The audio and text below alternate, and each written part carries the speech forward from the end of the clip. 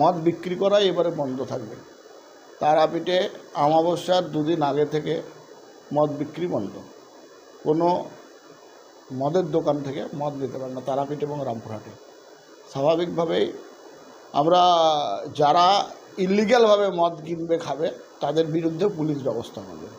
শুনুন, ঔষধীয় সেটা যদি মিডিয়া বা কোনো জায়গায় প্রচার হয়ে থাকে বা কোনো ব্যক্তিগত রাজনৈতিকভাবে যদি প্রচার হয়ে থাকে তাহলে সে ব্যাপারে আমার কিছু বলা নেই, কিন্তু আমরা সিদ্ধান্তটাকে করব আবগারি দপ্তর বা সরকার বাহাদুর থেকে যদি কোনো নোটিফিকেশন হয় তাহলে পর সেই সিদ্ধান্তের উপর আমাদের কিছু বলার থাকবে না। এখনও কোনো নোটিফিকেশন হয়েছে কিনা আমার জানা নেই। কালেক্টর, শুনুন, জেলা স্তরে কালেক্টরের একটা পাওয়ার থাকে ল অ্যান্ড অর্ডার। সেই ল অ্যান্ড অর্ডারের ভঙ্গের জন্য কালেক্টর একটা অর্ডার করে যে এই কৌশিক অমাবস্যা এই জুরিডিকশন ধরে বন্ধ থাকবে যাতে ল অ্যান্ড অর্ডার ব্রেক না হয়। কিন্তু সেই ল অ্যান্ড অর্ডার ব্রেকের জন্য অর্ডার করতে পারে, কিন্তু নোটিফিকেশন আমাদের জানা নেই, অর্ডারও জানা নেই। একটা বিষয় আমাদের মনে হচ্ছে ব্যবসাদার হিসেবে যে দেখা যাচ্ছে এই তারাপীঠে বন্ধ করবে, সেখানে দেখা যাচ্ছে অনেক ব্ল্যাকে হয়তো মদ বিক্রি হতে পারে। সেইটার ক্ষেত্রে কিন্তু পাবলিক হ্যারাসমেন্ট হবে এবং হয়তো মাল ঢুকতে পারে, কারণ সবাই জানবে যে আমরা দুটো ইনকাম করব।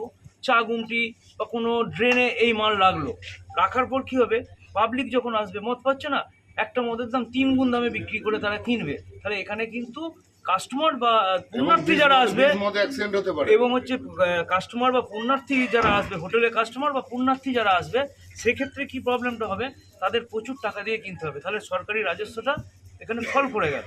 অতএব সেই দিকটা দেখতে হবে। মদ বিক্রি হবে এবং এই যে বলেছেন 5 কিলোমিটারের মধ্যে, যেটা কাগজে দেখলাম, সঠিক কিছু নোটিফিকেশন দাদারা বললেন আসেনি।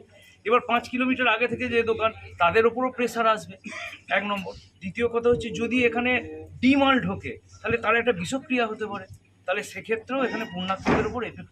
1 নম্বর প্রশ্ন হচ্ছে, সরকার আমাদের তারাপীঠ লাইসেন্সটি আছে, এখনও কোনো নোটিশ করেননি সরকার। যদি কৌশিক অমাবস্যাতে সরকার 3 দিন দোকান বন্ধ করে দেয় তাহলে 6 কোটি টাকার লসকান হয়ে যাবে। এটা কাদের লস? এটা গভর্নমেন্টের লস হবে, সরকারি লস। কি চাইছে? আমরা সরকারের এগেনস্টে কিছু বলতে পারবো না। সরকার যদি বন্ধ করে তো বন্ধ হবে, কিন্তু আগের মতো স্বাভাবিক অবস্থা চাইছেন। আমরা যদি সরকার নোটিশ করে বন্ধ করে দেয় এক সাইড, তাহলে আমাদের কিছু বলা থাকবে এর মধ্যে।